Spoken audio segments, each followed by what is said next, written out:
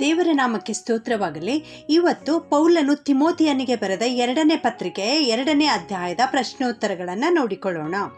2ನೇ ತಿಮೋತಿ 2ನೇ ಅಧ್ಯಾಯದಲ್ಲಿ ಎಷ್ಟು ಉಪಮೇಯಗಳನ್ನು ಉಪಯೋಗಿಸಲಾಗಿದೆ, ಅವು ಯಾವುವು? 7 ಉಪಮೇಯಗಳು: ಮಗನು, ಒಳ್ಳೆ ಸೈನಿಕ, ಆಟಗಾರನು, ಒಬ್ಬ ಬೇಸಾಯಗಾರನು, ಕೆಲಸಗಾರನು, ಬೋಧಕನು, ಪಾತ್ರೆ, ದಾಸನು. ತಿಮೋಥೆಯನು ಪೌಲನ ಯಾವ ಮಗನು? ಆತ್ಮೀಕ ಮಗನು. ಯಾವ ಕಾರಣದಿಂದ ಪೌಲನು ತಿಮೋಥೆಯನಿಗೆ ಆತ್ಮೀಕ ಮಗನೆಂದು ಸಂಬೋಧಿಸುತ್ತಾನೆ? ತಿಮೋಥೆಯನು ದೇವರ ಕುಟುಂಬದಲ್ಲಿ ಸೇರಿದ್ದು ದೇವರ ಮಗನಾಗಿದ್ದರಿಂದ. ಪೌಲನು ಯಾವುದರಿಂದ ಬಲ ಹೊಂದಿದವನಾಗಿದ್ದಾನೆ? ಕ್ರಿಸ್ತ ಯೇಸುವಿನಲ್ಲಿರುವ ಕೃಪೆಯಿಂದ. ಯಾರಂತೆ ನನ್ನೊಂದಿಗೆ ಶ್ರಮೆಯನ್ನು ಅನುಭವಿಸು, ಕ್ರಿಸ್ತ ಯೇಸುವಿನ ಒಳ್ಳೆ ಸೈನಿಕನಂತೆ. ನಿಯಮದ ಪ್ರಕಾರ ಹೋರಾಡದಿದ್ದರೆ ಏನೂ ದೊರೆಯುವುದಿಲ್ಲ. ಜಯಮಾಲೆ. ವ್ಯವಸಾಯದ ಹುಟ್ಟುವಳಿಯಲ್ಲಿ ಮೊದಲನೆಯ ಪಾಲು ಯಾರಿಗೆ ದೊರೆಯುತ್ತದೆ? ಕಷ್ಟ ಮಾಡಿದವನಿಗೆ.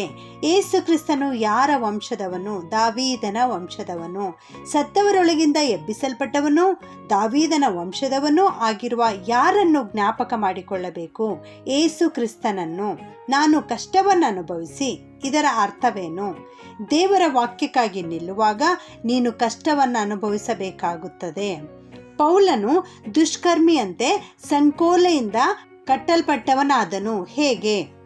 ಹೇಗೆಂದರೆ ದೇವರ ವಾಕ್ಯವನ್ನು ಬೋಧಿಸಿದ್ದಕ್ಕಾಗಿ ಅವನು ಸೆರೆಗೆ ಹಾಕಲ್ಪಟ್ಟನು. ದೇವರ ವಾಕ್ಯಕ್ಕೆ ಬಂಧನವಿಲ್ಲ. ಇದರ ಅರ್ಥವೇನು? ಪೌಲನು ಸೆರೆಯಲ್ಲಿದ್ದರೂ ರೋಮಾಯರ ನಡುವೆ ದೇವರ ವಾಕ್ಯವು ಇನ್ನೂ ಹರಡುತ್ತಾ ಇತ್ತು. ಆತನೊಂದಿಗೆ ಸತ್ತಿದ್ದರೆ, ಅಂದರೆ ನಾವು ಆತನೊಂದಿಗೆ ಯಾವಾಗ ಸತ್ತಿದ್ದೆವು? ಆತನು 2000 ವರ್ಷಗಳ ಕೆಳಗೆ ಸತ್ತಾಗ ನಾವು ಕ್ರಿಸ್ತನ ಬಳಿಗೆ ಬಂದು ಆತನನ್ನು ನಮ್ಮ ರಕ್ಷಕನನ್ನಾಗಿ ಸ್ವೀಕರಿಸಿದಾಗ ಆತನ ಮರಣವು ನಮ್ಮ ಮರಣವೂ ಆಗಿರುತ್ತದೆ. ನಾವು ಆತನೊಂದಿಗೆ ಒಂದಾಗಿ ಮಾಡಲ್ಪಟ್ಟು ಹೊಸ ಜೀವದೊಂದಿಗೆ ಆತನೊಂದಿಗೆ ಎಬ್ಬಿಸಲ್ಪಡುತ್ತೇವೆ. ಇದರ ಅರ್ಥವೇನು? ಆತನು ಪವಿತ್ರಾತ್ಮನ ಮುಖಾಂತರ ತನ್ನ ಜೀವವನ್ನು ಈಗಲೂ ನಮ್ಮಲ್ಲಿ ಜೀವಿಸಲು ಆಶಿಸುತ್ತಾನೆ. ನಾವು ಸಹಿಸಿಕೊಳ್ಳುವವರಾಗಿದ್ದರೆ ಆತನೊಡನೆ ಆಳುವೆವು. ಈ ಮಾತು ಯಾರಿಗಾಗಿ? ಆತನಿಗಾಗಿ ಹಿಂಸೆಯನ್ನು ತಾಳಿದವರ ಕುರಿತು. ನಾವು ಯೇಸುವಿನವರಲ್ಲವೆಂದು ಹೇಳಿದರೆ ಆತನು ನಮ್ಮನ್ನು ತನ್ನವರಲ್ಲವೆಂದು ಹೇಳುವನು. ಇದರ ಅರ್ಥ ಕ್ರಿಯೆಗಳಿಲ್ಲದ ನಂಬಿಕೆ ಸತ್ತದ್ದಾಗಿದೆ ಎಂದು ಪೌಲನು ನಂಬುತ್ತಾನೆಂದು ಇದರ ಅರ್ಥ. ನಾವು ಯಾಕೆ ಯಥಾರ್ಥರಾಗಿರಬೇಕು? ಯಾಕೆಂದರೆ ಕ್ರಿಸ್ತನು ಸತ್ಯವಾಗಿದ್ದಾನೆ. ವಾಗ್ವಾದಗಳನ್ನು ಮಾಡಬಾರದೆಂದರೇನು? ಮಾತಿನ ಜಗಳ ಮಾಡಬಾರದು. ದೇವರ ಮಕ್ಕಳು ಏನು ಮಾಡಬೇಕು? ದೇವರ ಮಕ್ಕಳು ಅಗತ್ಯವಾದವುಗಳನ್ನು ಮಾಡಬೇಕು. ಚಿಕ್ಕ ಚಿಕ್ಕ ಭೇದಗಳು ಇಲ್ಲವೇ ಹರಟೆ ಅಥವಾ ತತ್ವಗಳ ಚರ್ಚೆಯಲ್ಲಿ ನಾವು ತೊಡಗಬಾರದು. ನಾವು ಯಾವುದಕ್ಕೆ ಪ್ರಯಾಸ ಪಡಬೇಕು? ದೇವರ ದೃಷ್ಟಿಗೆ ಯೋಗ್ಯರಾಗಿ ಕಾಣಿಸಿಕೊಳ್ಳುವುದಕ್ಕೆ. ಸತ್ಯವಾಕ್ಯವನ್ನು ಸರಿಯಾಗಿ ಉಪದೇಶಿಸುವವನು. ಇದರ ಅರ್ಥವೇನು? ಅಂದರೆ ಅವನು ಒಬ್ಬ ನಿಪುಣ ಕೆಲಸಗಾರನಾಗಬೇಕು. ಅವರ ಮಾತು ಹೇಗೆ ಹರಡಿಕೊಳ್ಳುವುದು? ಕೊಳಕು ಹುಣ್ಣಿನಂತೆ. ಕೊಳಕು ಮಾತಾಡುವವರಲ್ಲಿ ಯಾರಿದ್ದಾರೆ? ಹುಮೆನಾಯನು ಮತ್ತು ಪಿಲೇತನು. ಅವರು ಏನು ಆಗಿ ಹೋಯಿತೆಂದು ಹೇಳುತ್ತಾ ಸತ್ಯಭ್ರಷ್ಟರಾಗಿ ಕೆಲವರ ನಂಬಿಕೆಯನ್ನು ಕೆಡಿಸುವವರಾಗಿದ್ದಾರೆ. ಪುನರುತ್ಥಾನವು. ಕರ್ತನ ನಾಮವನ್ನು ಹೇಳಿಕೊಳ್ಳುವವರೆಲ್ಲರೂ ಏನನ್ನು ಬಿಟ್ಟು ಬಿಡಬೇಕೆಂದು ಲಿಪಿಯುಂಟು? ದುರ್ಮಾರ್ಗತನವನ್ನು. ಲಿಪಿ ಎಂದರೇನು? ಲಿಪಿ ಎಂದರೆ ಅಧಿಕಾರದ ಮುದ್ರೆ. ದೊಡ್ಡ ಮನೆಯಲ್ಲಿ ಬೆಳ್ಳಿ ಬಂಗಾರದ ಪಾತ್ರೆಗಳಲ್ಲದೆ ಮತ್ಯಾವ ಪಾತ್ರೆಗಳಿರುತ್ತವೆ? ಮರದ ಪಾತ್ರೆಗಳು ಮತ್ತು ಮಣ್ಣಿನ ಪಾತ್ರೆಗಳು. ಆ ಪಾತ್ರೆಗಳು ಯಾವ ಯಾವ ಬಳಕೆಗೆ ಬರುತ್ತವೆ? ಕೆಲವು ಉತ್ತಮವಾದ ಬಳಕೆಗೆ, ಕೆಲವು ಹೀನವಾದ ಬಳಕೆಗೆ.